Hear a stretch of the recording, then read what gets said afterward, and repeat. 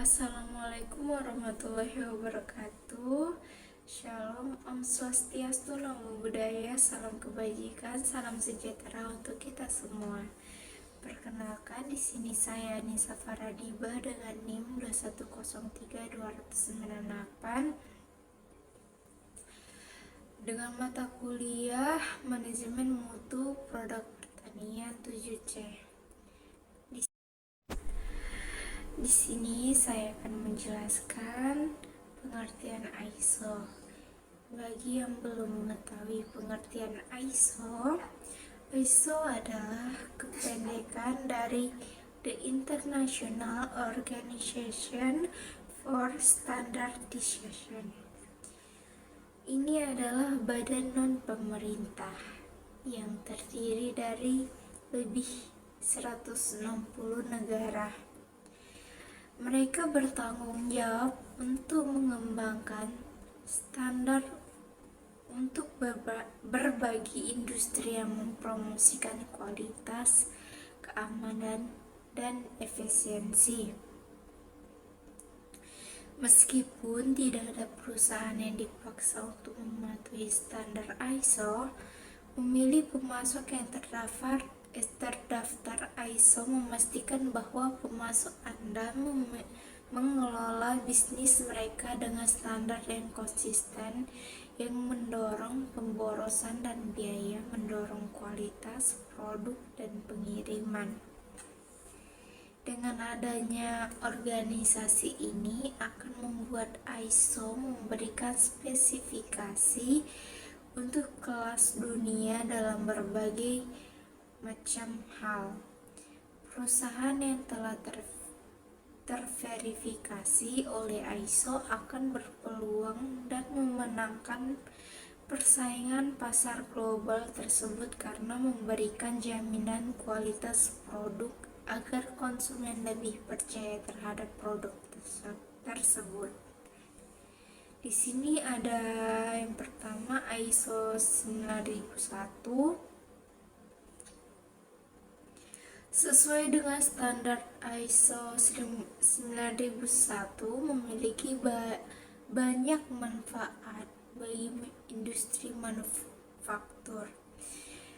ISO 1901 membantu menginspirasi perusahaan untuk menemukan cara yang lebih efektif untuk secara permanen menyelesaikan masalah kualitas dan masalah terkait biaya lainnya, sembari mendorong bisnis untuk menemukan cara kreatif untuk melampaui persyaratan yang ditentukan pelanggan. Standar ini membantu bisnis mengidentifikasi, mendokumentasikan, dan meningkatkan sistem yang memenuhi kebutuhan pelanggan tertulis dan tersirat, seperti yang pertama itu ada standar keamanan, yang kedua manufaktur ramah lingkungan, yang ketiga efisiensi produksi yang diharapkan, yang keempat itu ada spesifikasi dimensi dan fungsional. Nah, ISO adalah badan internasional dan sebagai hasilnya, standar itu membantu memastikan bahwa produk yang diproduksi di berbagai perusahaan atau negara mengelola bisnis mereka dengan cara yang mempromosikan kolaborasi, meningkatkan perdagangan nasional dan internasional, sekaligus mengurangi biaya untuk semua pihak karena standar ISO mengharuskan perbaikan terus-menerus. Nah, bisnis terdaftar di ISO ini 901 cenderung mengurangi kesalahan keseluruhan yang pada gilirannya menghilangkan pemborosan.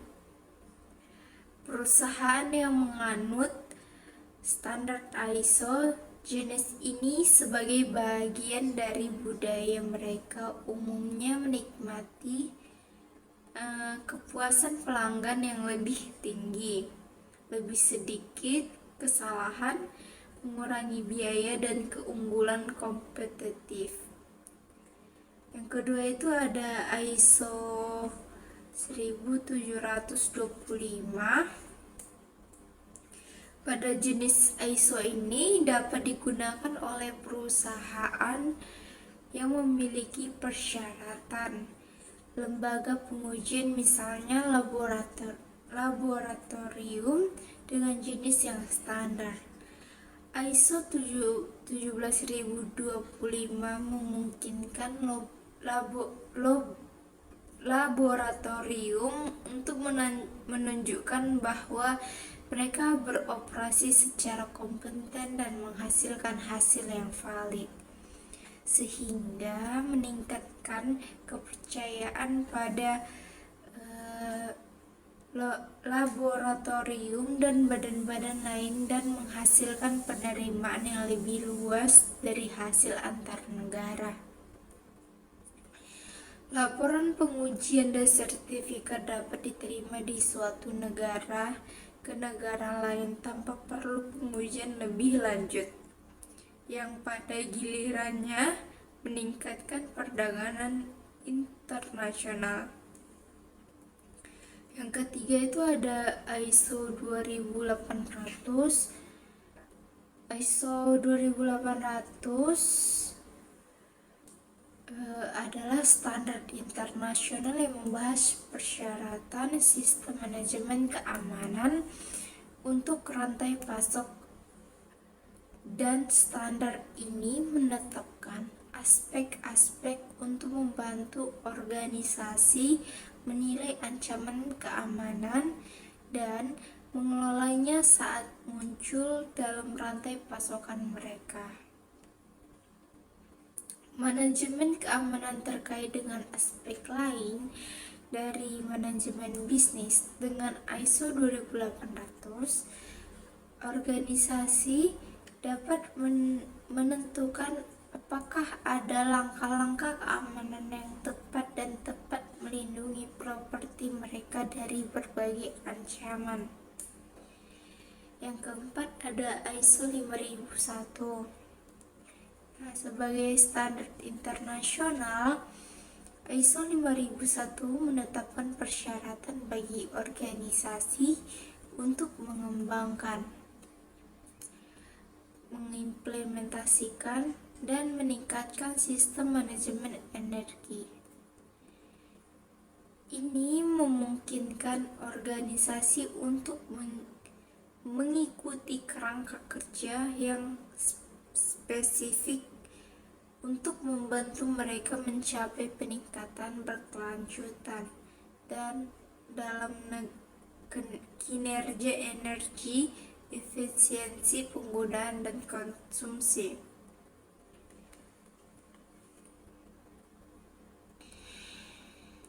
Kerangka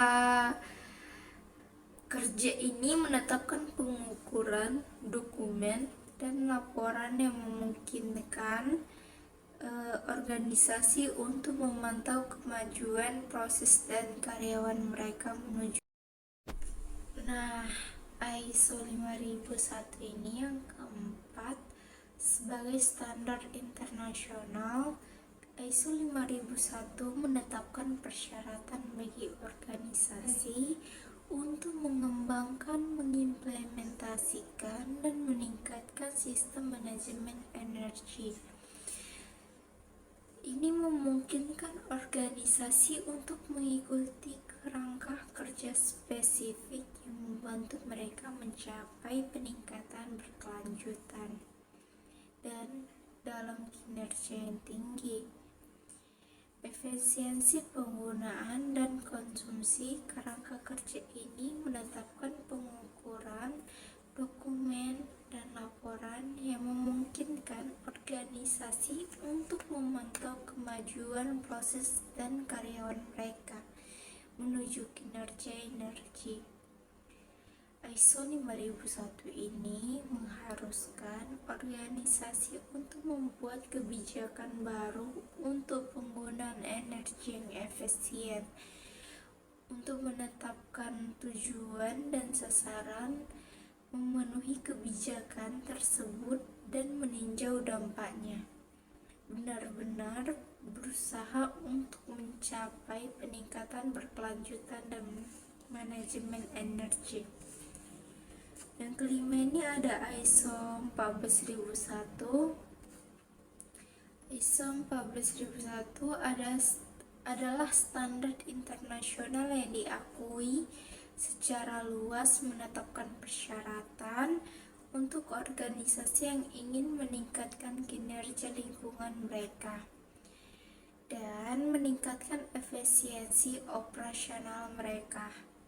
Kerangka kerja yang didasarkan pada ISO 14001 ini akan membantu organisasi mengelola proses jangka pendek dan jangka panjang mereka melalui penggunaan sumber daya yang efisien, yang akan memiliki dampak positif terhadap lingkungan. Yang keenam ini ada ISO 2000. Gimana? ISO 2002. Gimana cara baca? 22.000. Di sini ada ISO 22.000. ISO 22.000 ini adalah standar internasional yang diterima secara global yang menetapkan persyaratan untuk sistem manajemen keamanan pangan. Didirikan pada tahun 2005, ISO 22000 berlaku untuk semua organisasi yang terlibat dalam rantai makanan. Yang tujuan utamanya adalah untuk memastikan keamanan pangan. Standar ini menguraikan kerangka kerja yang menyelaraskan semua bagian dari rantai pasokan makanan dan produsen ke konsumen dan membantu Anda mengurangi bahaya.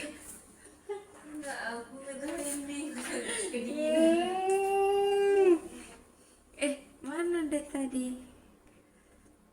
Ulangilah. Di sini yang keenam ada ISO 22000. ISO 22000 ini adalah standar internasional yang diterima secara global yang menetapkan persyaratan untuk sistem manajemen keamanan pangan.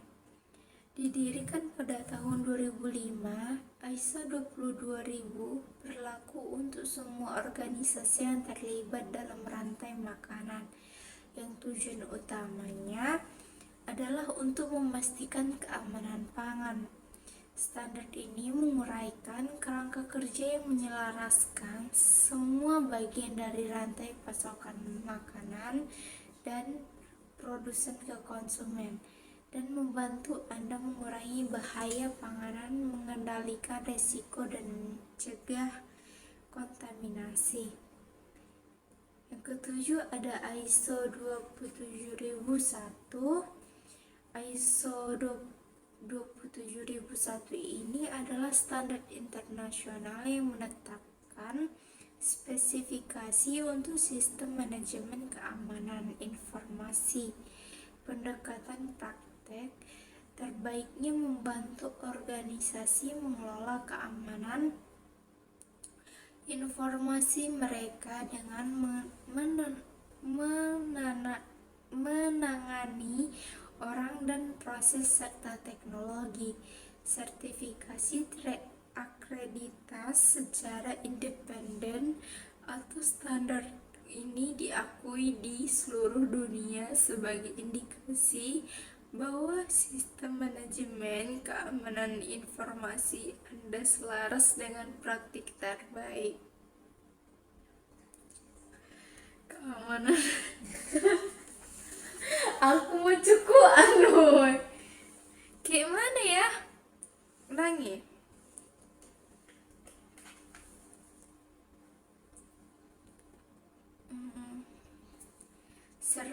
Sertifikasi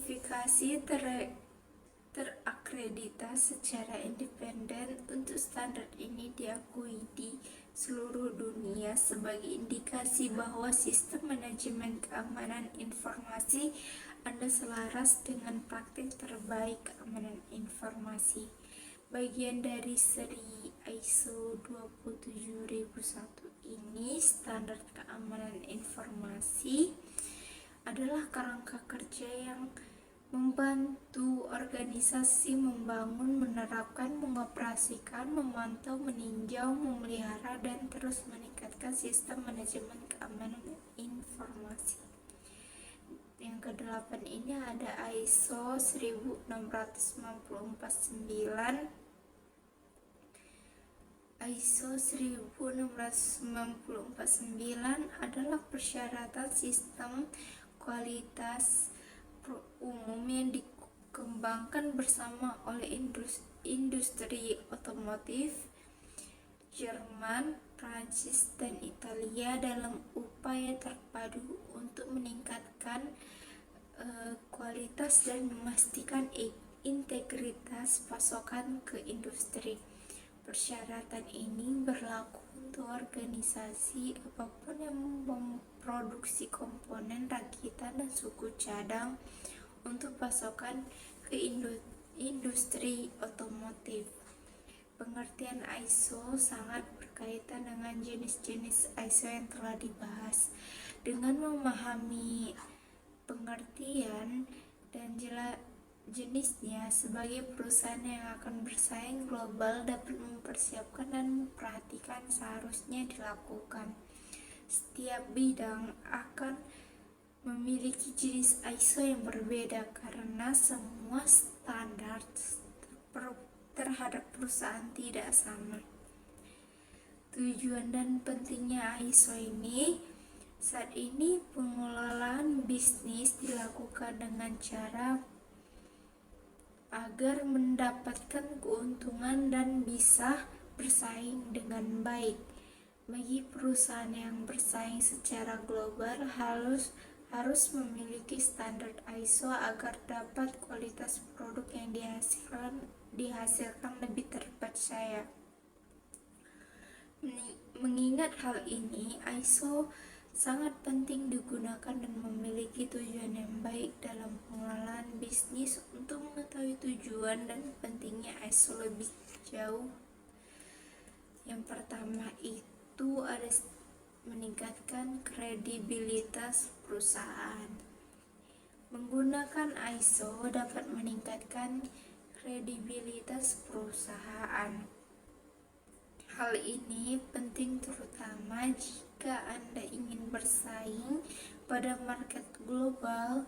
Calon konsumen atau konsumen pada bisnis Anda memiliki tingkat kepercayaan brand yang lebih tinggi jika produk atau layanan mereka digunakan sudah sesuai standar yang berlaku. Yang kedua ini ada mengoptimalkan kinerja karyawan. Sebuah perusahaan yang telah memiliki visi misi dan peraturan yang bermutu sesuai standar dan membuat isi perusahaan menjadi optimal dan efisiensi, karyawan yang bekerja pada perusahaan tersebut akan meningkatkan kualitas dirinya sesuai dengan standar perusahaan yang telah ditetapkan. Yang ketiga ini ada meningkatkan goodwill perusahaan. Goodwill dalam bisnis adalah citra yang baik sehingga perusahaan akan dipandang oleh perusahaan mana saja. Menggunakan sertifikat ISO yang telah didapatkan perusahaan akan membuat nilai perusahaan tersebut menjadi lebih positif. Dengan cara ini akan membawa keuntungan bagi para perusahaan sehingga banyak mitra usaha yang akan mengajak kerjasama. Yang keempat itu ada mencegah pemborosan. Ketika perusahaan yang sedang berjalan memiliki masalah dalam sebuah produk ataupun layanannya, tentu Anda memiliki langkah antisipasi. Dengan memiliki ISO, tentu akan memudahkan Anda untuk mengetahui sebuah masalah dan juga menemukan solusi. Menggunakan sebuah standar adalah antisipasi atau cara untuk mencegah masalah pada produk maupun pelayanan yang diberikan pada konsumen. Nah, ISO 1200 ini merujuk pada standar ISO atau International Organization for Standardization. Untuk sensitivitas film atau sensor dalam fotografi, ISO 1200 adalah salah satu pengaturan ISO yang menunjukkan tingkat sensitivitas rendah, cocok untuk kondisi cahaya yang baik. Semakin tinggi angka ISO, semakin sensitif sensor terhadap cahaya, tetapi dapat menyebabkan peningkatan noise atau cornet pada gambar. Fotografer memilih nilai ISO berdasarkan kondisi pencahayaan dan kebutuhan kreatif mereka. Tujuan dari ISO adalah pengaturan sensitivitas dalam fotografi, memberikan opsi kepada fotografer untuk mengatur tingkat sensitivitas sensor kamera terhadap cahaya. Dengan memilih ISO 1200, fotografer dapat memilih tingkat sensitivitas rendah. Misalnya, dalam situasi penerangan yang cukup, menggunakan ISO 1200 dapat membantu menghasilkan gambar dengan sedikit noise atau cornet, memberikan kualitas gambar yang lebih baik. Fungsi dari ISO ini, yang pertama itu ada fotografi dalam kondisi cahaya baik. ISO 1200 umumnya dipilih ketika ada cukup cahaya dan fotografer ingin menjaga kualitas gambar dengan tingkat noise yang rendah. Yang kedua ini ada pengaturan kreatif. Fotografer mungkin memilih ISO 1200 untuk mencapai efek tertentu dalam situasi cahaya yang memadai, seperti mengurangi kedalaman fokus menggunakan kecepatan shutter yang lebih tinggi. Yang ketiga ini ada menghindari overexposure. Dalam kondisi cahaya yang sangat terang, menggunakan ISO rendah seperti 1200 dapat mencegah overexposure atau terlalu banyak cahaya pada gambar. Cara mendapatkan sertifikat ISO 1200 ini, pada pengetahuan saya hingga Januari 2022 tidak ada sertifikasi ISO 1200 yang umum dikenal.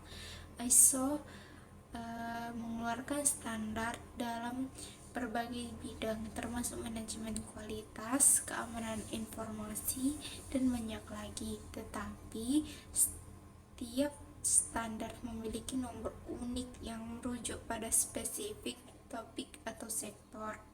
Jika ada sertifikasi atau standar baru dengan nomor ISO 1200, setelah pengetahuan saya terakhir, Anda dapat mengakses situs web resmi ISO untuk menghubungi badan sertifikasi yang diakui untuk mendapatkan informasi lebih lanjut.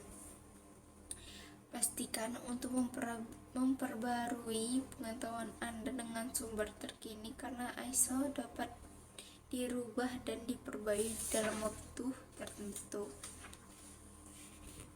Untuk mengembangkan, mengimplementasikan, dan meningkatkan sistem manajemen energi, ini memungkinkan organisasi untuk mengikuti kerangka kerja spesifik yang membantu mereka mencapai peningkatan berkelanjutan dan dalam kinerja yang tinggi.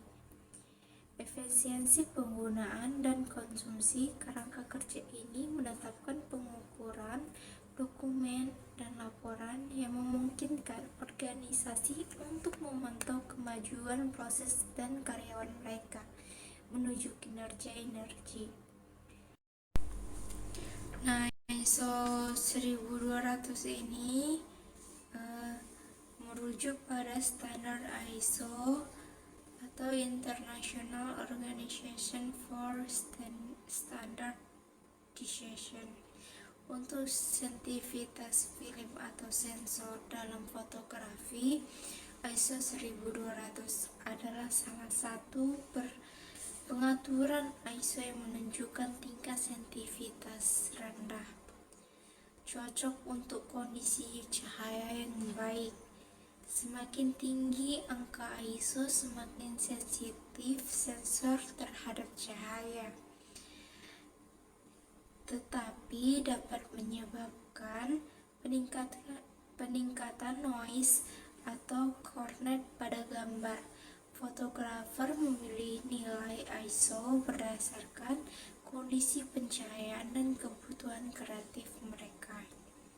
Tujuan dari ISO adalah pengaturan sensitivitas dalam fotografi, memberikan opsi kepada fotografer untuk mengatur tingkat sensitivitas sensor kamera terhadap cahaya.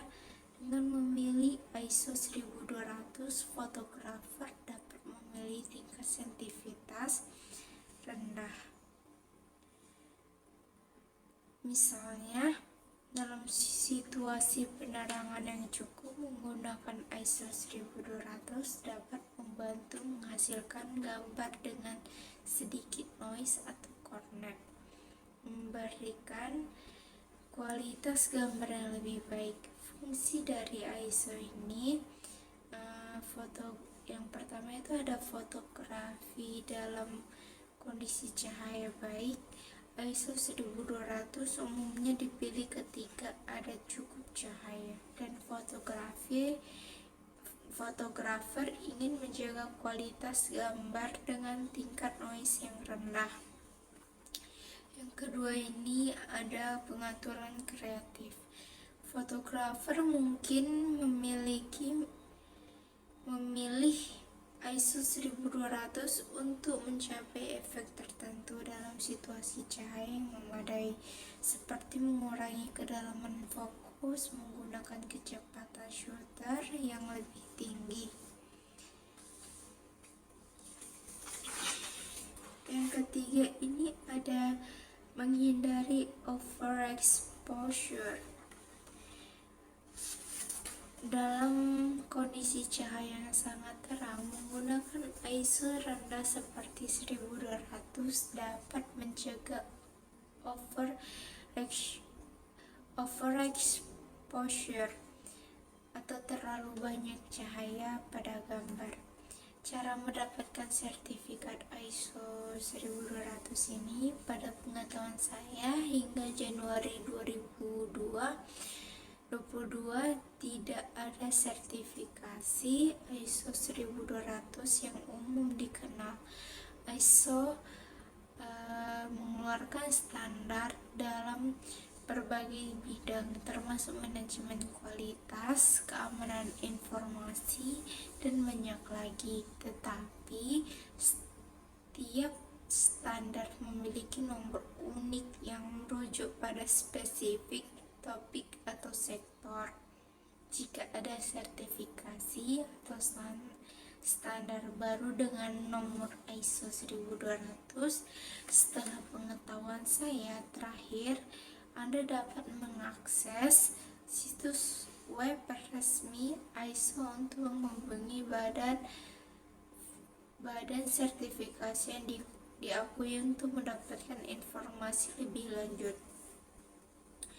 Pastikan untuk memperbarui pengetahuan Anda dengan sumber terkini, karena ISO dapat dirubah dan diperbaiki dalam waktu tertentu. Sekian dari penjelasan saya yang saya berikan. Semoga bermanfaat untuk kita semua. Saya akhiri. Wassalamualaikum warahmatullahi wabarakatuh. Bye bye.